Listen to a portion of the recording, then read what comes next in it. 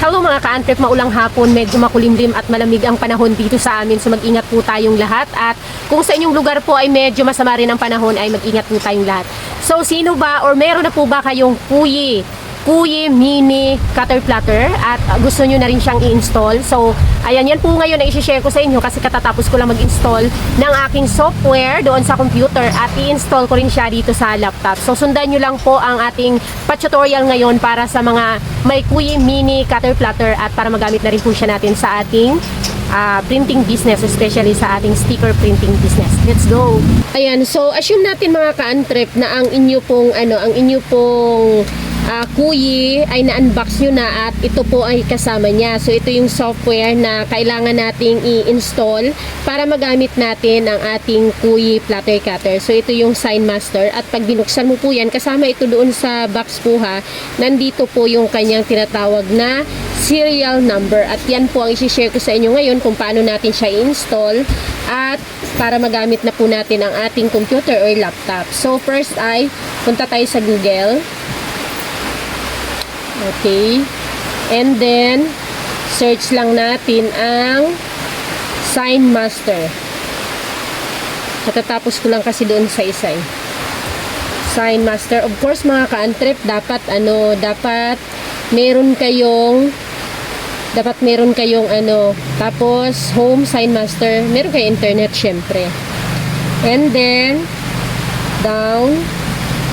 Dito tayo sa sana yun. Downloads. After downloads, ayan, dito, please enter your PSN. So, since na-enter ko na doon sa computer, sa desktop, at gusto ko rin i-connect itong laptop, dyan natin siya ngayon i-install. So, pause ko muna ha, para hindi nyo makita yung aking PSN number. Ayan, okay. So, pag nalagay nyo na po ang PSN number, isunod nyo lang itong submit sa baba. Ito, oh. Submit. Ayan, submit. At, hintayin lang natin. Wait lang. Di ba, pinindot nyo na yung submit. At sa baba, makita nyo yan, yung Sign Master Craft B35 program. Yan po ang ating ipindutin para lumabas ito. Para mag-download po. So, nagda-download po yan. Hintay lang natin. Makita nyo dito sa gilid. Nagda-download. Pause po muna para hindi kayo maboring. Okay, tapos na yung ating downloads. Pupunta na tayo sa ating downloads. Okay, ayan. Punta sa downloads. And then, ayan, lumabas na Sign Master Univercraft. Ayan, double click. After that, lalabas ang medyo mahina po ang ang internet natin ngayon. Medyo pawala-wala nga siya actually. Kaya, ayan, hintay-hintayin lang natin. Double click nyo lang po yun. At ayan nga pala mga ka-antrep, napakalaking nito, tulong para sa mga gustong mag-small business. So ayan, do you want to allow this app to make changes to your device? Nakalagay dyan no, kapag mo walang mangyayari. So yes. And then English, pipindutin, lalabas yan, magpa-prompt English, of course English kasi baka Chinese hindi natin maintindihan. And then I accept the agreement, pindutin lang yang icon na yan, and then next. And then please enter ulit ang ating PSN, yung ating serial number dito sa ating Sign Master. O pause ko muna para hindi nyo makita ang aking serial number. Okay, nalagay ko na ang ating PSN number. Pindutin lang dito ang next. Next. Tapos, I accept the agreement. Excuse me, no edit na. And then, pindutin ang next. Excuse me. And then,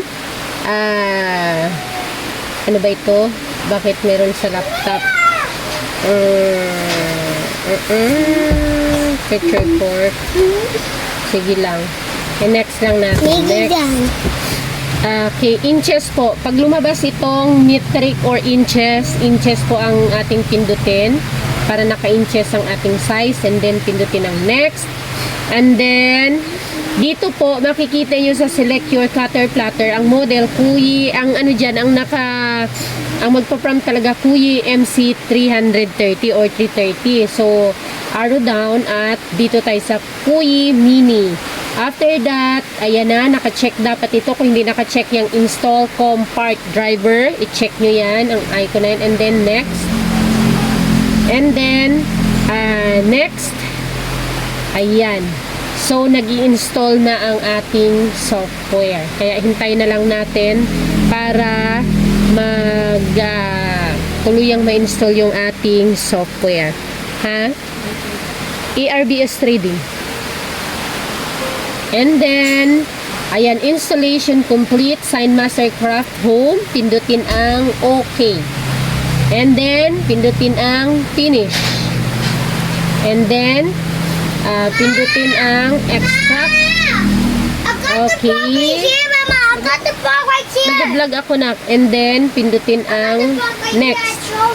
And then, I accept this agreement. And then, next. Dito na yan sa license agreement po ha. I accept. Next. Ayan na. And then, completing the device driver installation. Finish.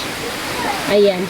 Kapag first time po, ay hingian kayo dyan ng nung una kong install doon sa computer, ay hingian kayo ng Gmail. So, ilalagay nyo yon yung inyong Gmail, 2 beses yun doon. Activate. So, ayan na. Pindutin ang activate. Dito pa pala yun. And then, activate again. Ayan. Dito pa pala yun hihingian ng Ayun na. Total na lagay ko na po yung aking Gmail kanina dun sa unang pag-install ko sa computer. Dito sa pangalawang unit ay hindi na hiningian. Exit. Software activated. Ayan, activated na ang ating software. Okay na siya. Ito na, lumabas na. So, hanggang 3 unit po yata ang pwedeng pag-installa ng ating software. So, doon sa computer kanina, nakapaglagay na ako ng Gmail account, kaya hindi na siguro ako hiningian dito. So, okay na siya. And then, close na lang natin. Ito na yung ating pinaka-Sign Mastercraft. Ito na yung pinaka program app, kumbaga. So, hanapin natin yung kanyang icon. Ito na po yung kanyang icon. Okay? Double click. Ayan na siya. Yes. So, mag-start na tayo ngayon dito mag-layout. Nasundan niyo po ba yung ating tutorial para sa pag-install po ng ating Sign Master para magamit natin ang ating Kuyi Mini Cutter Platter? Kasi kapag hindi pala yun siya install, hindi natin siya magagamit. Next naman, after this is yung pinaka-machine mismo. So, yun yung importante na maano na natin ma-install itong software para magamit natin ang program. So, thank you so much. Sana ay nasundan po ninyo. Bye! Happy printing mga ka-antrep!